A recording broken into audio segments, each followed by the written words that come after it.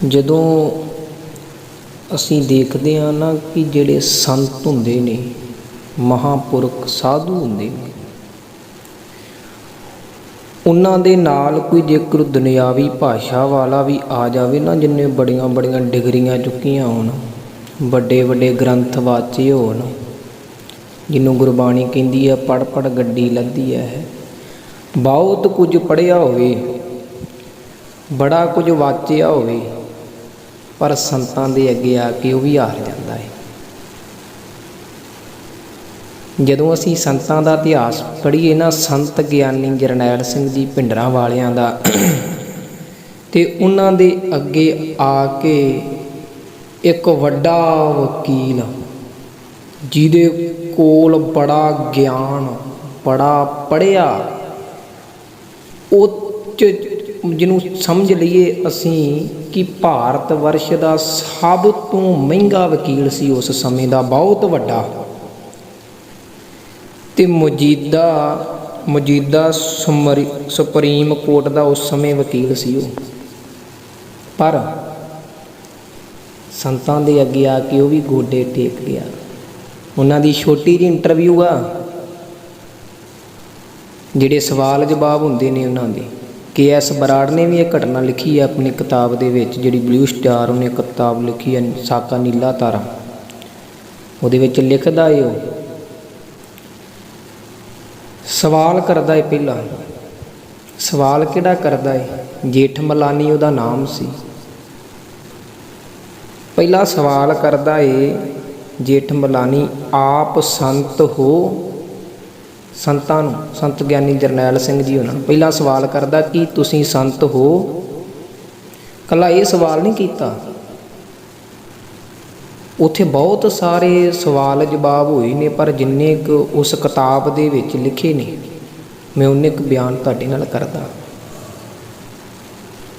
2-4 ਸਵਾਲ ਕਿਤਾਬ ਦੇ ਵਿੱਚ ਲਿਖੇ ਹੋਏ ਨੇ, ਜਿੰਨੇ ਮੈਂ ਪੜ੍ਹੇ ਨੇ। ਪਹਿਲਾ ਸਵਾਲ ਕਰਦਾ ਕਿ ਆਪ ਸੰਤ ਹੋ? ਅਤੇ ਸੰਤਾਂ ਦਾ ਉੱਤਰ ਪਤਾ ਕੀ ਆਇਆ? ਅਸਲ ਦੇ ਵਿੱਚ ਜਿਨ੍ਹਾਂ ਨੂੰ ਦੁਨੀਆ ਪੂਜਦੀ ਹੈ ਨਾ, ਉਹ ਆਪਣੇ ਆਪ ਨੂੰ ਚਾਹੇ ਤੇ ਗੁਰੂ ਘਰ ਦੇ ਸੇਵਾਦਾਰ ਕਹਿਣ, ਕਿਉਂਕਿ ਅਸੀਂ ਅੱਜ ਵੀ ਮਹਾਂਪੁਰਖਾਂ ਦੇ ਬਚਨਾਂ ਤੋਂ ਇਹ ਸੁਣਦੇ ਹਾਂ। ਉਹ ਆਪਣੇ ਆਪ ਨੂੰ ਕਦੀ ਸੰਤ ਨਹੀਂ ਕਹਿੰਦੇ। ਜੇਕਰ ਮੇਰੇ ਵਰਗਾ ਕੋਈ ਆਮ ਪੁੱਛ ਲਵੇ ਕਿ ਤੁਸੀਂ ਸੰਤ ਹੋ, ਕਹਿਣਗੇ ਥੋੜ੍ਹਾ ਅਸੀਂ ਸੰਤ ਹਾਂ, ਉਹ ਕਹਿਣਗੇ ਅਸੀਂ ਦਾਸ ਹਾਂ, ਸੇਵਾਦਾਰ ਹਾਂ। ਮਹਾਂਪੁਰਖ ਸੰਤ ਜਿਹੜੇ ਹੁੰਦੇ ਨੇ, ਜਿਹੜੇ ਰੰਗੇ ਰਸੇ ਗੁਰਬਾਣੀ ਦੇ ਵਿੱਚ ਸੂਰਬੀਰ ਬਚਨ ਕੇ ਬਲੀ ਹੋਣ, ਜਿਹੜੇ ਇਸੇ ਤਰ੍ਹਾਂ ਪਹਿਲਾ ਸਵਾਲ ਕੀਤਾ ਸੰਤਾਂ ਨੇ। ਅਤੇ ਨਿਮਰਤਾ ਇੰਨੀ ਹੈ, ਨਿਮਾਣਤਾ ਇੰਨੀ ਹੈ, ਅਸੀਂ ਉਹਨਾਂ ਦੀਆਂ ਇੰਟਰਵਿਊਆਂ ਵੀ ਸੁਣਦੇ ਹਾਂ ਕਿ ਦਾਸ ਅਤੇ ਜੋੜੇ ਝਾੜਨ ਦੀ ਸੇਵਾ ਕਰਦਾ ਪਿਆ ਇਹ ਸੰਤਾਂ ਦੀ। ਕੋਈ ਇਹ ਨਹੀਂ ਕਿ ਮੈਂ ਸ਼ਾਇਦ ਬੜੀ ਉੱਚੀ ਹਸਤੀ ਹਾਂ, ਆਪਣੇ ਆਪ ਨੂੰ ਨਿਮਾਣਤਾ, ਨੀਵਾਂ। ਅਤੇ ਜਵਾਬ ਦਿੱਤਾ ਸੰਤਾਂ ਨੇ, ਉੱਤਰ ਦਿੱਤਾ, ਕਹਿੰਦੇ ਜੀ ਨਹੀਂ, ਮੈਂ ਨਹੀਂ ਸੰਤ।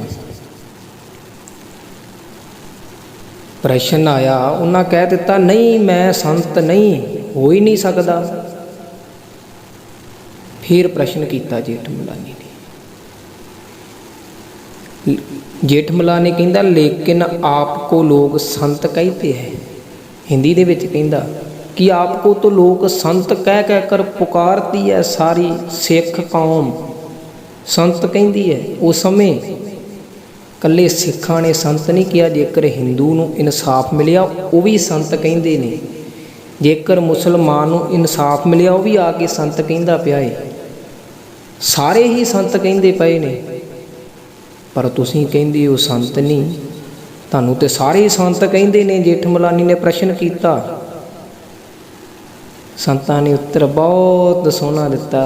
ਸੱਚੀ ਜਦੋਂ ਪੜ੍ਹੀਦਾ ਹੈ ਨਾ, ਹੈਰਾਨਗੀ ਹੁੰਦੀ ਹੈ, ਅਤੇ ਹਿਰਦਾ ਇੱਕ ਵਾਰੀ ਜਿੱਦਾਂ ਕਹਿੰਦੇ ਹੁੰਦੇ ਨਾ ਕਿ ਸਰੀਰ ਦੇ ਰੂਹ ਕੰਢੇ ਖੜ੍ਹੇ ਹੋ ਜਾਂਦੇ ਨੇ ਗੱਲਾਂ ਸੁਣ ਕੇ ਸੰਤਾਂ ਦੀਆਂ। ਸੰਤ ਕਹਿੰਦੇ ਜੀ ਨਹੀਂ, ਇਹ ਸਵਾਲ ਮੇਰਾ ਨਹੀਂ। ਵੇਖੋ ਕਿੱਡੇ ਦਿਮਾਗ ਦੀ ਗੱਲ ਹੋਵੇਗੀ, ਇੱਕ ਪੜ੍ਹਿਆ ਲਿਖਿਆ ਵੀ ਨਹੀਂ ਇੰਨਾ ਸੋਚ। ਕਹਿੰਦੇ ਇਹ ਗੱਲ ਮੇਰੇ ਕੋਲੋਂ ਨਾ ਪੁੱਛੋ। ਸੰਤ ਲੋਕੀ ਕਹਿੰਦੇ ਨੇ, ਸੰਤ ਦੁਨੀਆ ਕਹਿੰਦੀ ਹੈ, ਸੰਤ ਸੰਗਤ ਕਹਿੰਦੀ ਹੈ, ਤੁਸੀਂ ਉਹਨਾਂ ਕੋਲੋਂ ਜਾ ਕੇ ਇਸ ਪ੍ਰਸ਼ਨ ਦਾ ਉੱਤਰ ਪੁੱਛੋ, ਕਿਉਂਕਿ ਮੈਂ ਨਹੀਂ ਕਿਸੇ ਨੂੰ ਕਿਹਾ ਕਿ ਮੈਨੂੰ ਸੰਤ ਕਵੇ ਕੋਈ। ਚਾਹੇ ਤੇ ਕੋਈ ਮੈਨੂੰ ਦੱਸੋ ਕਿ ਮੈਂ ਕਿਤੇ ਕਿਹਾ ਹੋਵੇ ਕਿ ਮੈਨੂੰ ਦੁਨੀਆ ਸੰਤ ਕਵੇ। ਇਹ ਲੋਕਾਂ ਦਾ ਸਵਾਲ ਹੈ, ਉਹਨਾਂ ਦੇ ਕੋਲੋਂ ਜਾ ਕੇ ਪੁੱਛ ਲਵੋ ਕਿਉਂ ਸੰਤ ਕਹਿੰਦੇ ਨੇ। ਅੱਛਾ ਜੀ, ਇਹਦਾ ਵੀ ਉੱਤਰ ਦੇ ਦਿੱਤਾ। ਹੁਣ ਅਗਲਾ ਸਵਾਲ ਕਰਦਾ ਹੈ ਜੇਠ ਮਲਾਨੀ, ਕਹਿੰਦਾ ਜੀ ਆਪ ਹਥਿਆਰ ਰੱਖते हो, इससे अशांति फैलती है। अशांति ਨੂੰ ਸਮਝਦੇ ਜੋ? ਇੱਕ ਹੁੰਦੀ ਸ਼ਾਂਤੀ ਕਿ ਕੋਈ ਰੌਲਾ ਰੱਪਾ ਨਾ ਹੋਵੇ, ਕਿ ਅਸ਼ਾਂਤੀ ਉਹ ਹੁੰਦੀ ਹੈ ਜਿਹਦੇ ਵਿੱਚ ਬਹੁਤ ਚਾਹੇ ਖੁਰਦਲੂ ਪਵੇ, ਜਿਹਨੂੰ ਆਪਾਂ ਬਚਨ ਕਹਿ ਦਿੰਦੇ ਹਾਂ ਕਿ ਬਹੁਤ ਕੁਝ ਗਲਤ ਵਾਪਰੇ, ਉਹਨੂੰ ਕਹਿੰਦੇ ਅਸ਼ਾਂਤੀ। ਕਿ ਤੁਸੀਂ ਹਥਿਆਰ ਰੱਖਦੇ ਹੋ, ਉਹਦੇ ਨਾਲ ਅਸ਼ਾਂਤੀ ਪੈਦਾ ਹੁੰਦੀ ਹੈ। ਸੰਤ ਕਹਿਣ ਲੱਗੇ ਜੀ ਇਹ ਨਾ ਸਾਡੇ ਗੁਰੂ ਦਾ ਹੁਕਮ ਹੈ। ਉੱਤਰ ਦਿੱਤਾ, ਕਿਉਂਕਿ ਗੁਰੂ ਸਾਹਿਬ ਜੀ ਕਹਿੰਦੇ ਰਹੇ, ਜੇਕਰ ਮੀਰੀ ਪੀਰੀ ਦੀਆਂ ਤਲਵਾਰਾਂ ਪਹਿਨੀਆਂ ਗੁਰੂ ਹਰਗੋਬਿੰਦ ਪਾਤਸ਼ਾਹ ਜੀ ਨੇ ਤੇ ਸਿੱਖਾਂ ਨੂੰ ਹੁਕਮ ਲਾਏ ਕਿ ਤੁਸੀਂ ਸ਼ਸਤਰ ਭੇਟ ਕਰੋ, ਵਧੀਆ ਤੋਂ ਵਧੀਆ ਘੋੜੇ ਭੇਟ ਕਰੋ। ਇਹ ਸਾਡੇ ਗੁਰੂ ਦਾ ਹੁਕਮ ਹੈ। ਗੁਰੂ ਗੋਬਿੰਦ ਸਿੰਘ ਜੀ ਕਹਿੰਦੇ ਸੀ, ਉਹਨਾਂ ਨੇ ਅੰਮ੍ਰਿਤ ਛਕਾਇਆ, ਇੱਕ ਕਕਾਰ ਦਿੱਤੀ ਕਿਰਪਾਨ। 5 ਕਕਾਰਾਂ ਦੇ ਵਿੱਚ ਕਿਰਪਾਨ ਆਉਂਦੀ ਹੈ ਕਿ ਹਰੇਕ ਸਿੱਖ ਸ਼ਸਤਰ ਧਾਰੀ ਹੋਵੇ, ਹਰੇਕ ਸਿੱਖ ਦੇ ਕੋਲ ਹਥਿਆਰ ਹੋਵੇ। ਇਹ ਸਾਡੇ ਗੁਰੂ ਦਾ ਹੁਕਮ ਹੈ, ਇਸ ਕਰਕੇ ਅਸੀਂ ਇਹ ਹਥਿਆਰ ਰੱਖਦੇ ਹਾਂ। ਤੇ ਜੇਠ ਮਲਾਨੀ ਕਹਿਣ ਲੱਗਾ ਜੀ ਪਰ ਇਹ ਹੋ ਹੀ ਨਹੀਂ ਸਕਦਾ ਕਿ ਹਥਿਆਰਾਂ ਦੇ ਨਾਲ, ਸੰਤ ਜੀ ਨੇ ਜਿੱਥੇ ਕਿਹਾ ਕਿ ਗੁਰੂ ਦਾ ਹੁਕਮ, ਉੱਥੇ ਇਹ ਵੀ ਕਿਹਾ ਕਿ ਹਥਿਆਰਾਂ ਦੇ ਨਾਲ ਅਸ਼ਾਂਤੀ ਨਹੀਂ ਸ਼ਾਂਤੀ ਪੈਦਾ ਹੁੰਦੀ ਹੈ। ਜੇਠ ਮਲਾਨੀ ਕਹਿੰਦਾ ਜੀ ਨਹੀਂ, ਇਹ ਹੋ ਹੀ ਨਹੀਂ ਸਕਦਾ, ਇਹ ਮੁਮਕਿਨ ਹੀ ਨਹੀਂ ਕਿ ਹਥਿਆਰਾਂ ਦੇ ਨਾਲ ਵੀ ਸ਼ਾਂਤੀ ਪੈਦਾ ਹੋ ਜਾਵੇ। ਹਥਿਆरों के साथ अशांति आती है। ਤੇ ਸੰਤ ਗਿਆਨੀ ਜਰਨੈਲ ਸਿੰਘ ਜੀ ਪਿੰਡਰਾਂ ਵਾਲੇ ਕਹਿਣ ਲੱਗੇ ਇੱਕ ਵਾਰ ਸੋਚ ਲਓ ਜੇਠ ਮਲਾਨੀ ਜੀ, ਇੱਕ ਵਾਰੀ ਸੋਚ ਲਓ ਵਕੀਲ ਸਾਹਿਬ, ਤੁਸੀਂ ਸੋਚ ਲਓ ਪਹਿਲਾਂ ਇੱਕ ਵਾਰ ਕਿ ਤੁਸੀਂ ਠੀਕ ਕਹਿ ਰਹੇ ਹੋ, ਹਥਿਆਰਾਂ ਦੇ ਨਾਲ ਅਸ਼ਾਂਤੀ ਪੈਦਾ ਹੁੰਦੀ ਹੈ, ਐੜੇ ਨੂੰ ਲਾ ਕੇ ਅਸ਼ਾਂਤੀ ਪੈਦਾ ਹੁੰਦੀ ਹੈ। ਕਹਿੰਦਾ ਜੀ ਮੈਂ ਬਿਲਕੁਲ ਠੀਕ ਕਹਿੰਦਾ ਪਿਆ, ਬਿਲਕੁਲ ਸੱਚ ਕਹਿੰਦਾ ਪਿਆ।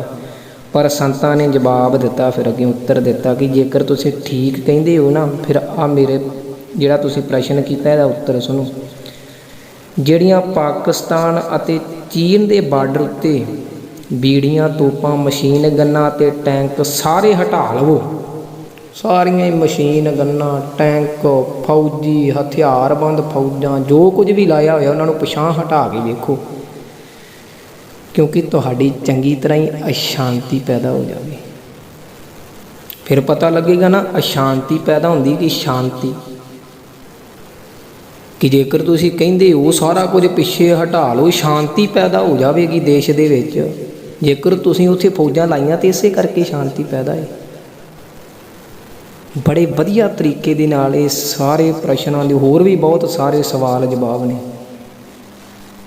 ਤੇ ਅਖੀਰੀ ਪਤਾ ਕੀ ਕਹਿੰਦਾ ਹੈ, ਉਸ ਸਮੇਂ ਅਖਬਾਰਾਂ ਦੇ ਵਿੱਚ ਵੀ ਲੱਗਾ ਸੀ, ਜੇਠ ਮਲਾਨੀ ਸਭ ਤੋਂ ਵੱਡਾ ਤੇ ਸਭ ਤੋਂ ਮਹਿੰਗਾ ਵਕੀਲ ਸੰਤਾਂ ਦੇ ਅੱਗੇ ਹੱਥ ਖੜੇ ਕਰ ਗਿਆ। ਤੇ ਉਹਨੇ ਅਖਬਾਰਾਂ ਦੇ ਵਿੱਚ ਬਿਆਨ ਵੀ ਦਿੱਤਾ ਸੀ, ਉਸ ਸਮੇਂ ਦੀਆਂ ਅਖਬਾਰਾਂ ਦੇ ਵਿੱਚ, ਭਿੰਡਰਾਂ ਵਾਲੋਂ ਸੇ ਜੀਤਨਾ ਮੁਸ਼ਕਿਲ ਹੈ। ਹਿੰਦੀ ਦੇ ਵਿੱਚ ਲਿਖਦਾ ਹੈ ਉਹ, ਭਿੰਡਰਾਂ ਵਾਲੋਂ ਸੇ ਜੀਤਨਾ ਮੁਸ਼ਕਿਲ ਹੈ। ਇੱਕ ਪੜ੍ਹਿਆ ਲਿਖਿਆ, ਕਿਉਂਕਿ ਜਦੋਂ ਸੰਤਾਂ ਦਾ ਜੀਵਨ ਪੜ੍ਹੀਏ ਨਾ ਤੇ ਸਕੂਲੇ ਤੇ ਗਏ ਹੀ ਨਹੀਂ, ਸ਼ੁਰੂ ਤੋਂ ਗੁਰਬਾਣੀ ਦੇ ਵਿੱਚ ਰੰਗੇ 101 ਜਪਜੀ ਸਾਹਿਬ ਦੇ ਪਾਠ, ਧੰਨ ਗੁਰੂ ਗ੍ਰੰਥ ਸਾਹਿਬ ਜੀ ਸੰਪੂਰਨ ਕੰਠ, ਹੋਰ ਪਤਾ ਨਹੀਂ ਬਹੁਤ ਕੁਝ ਇਤਿਹਾਸਕ ਦੇ ਨਾਲ ਸੰਬੰਧਿਤ ਬਹੁਤ ਕੁਝ। ਤੇ ਏਡਾ ਵਿਸ਼ਾਲ ਜੀਵਨ,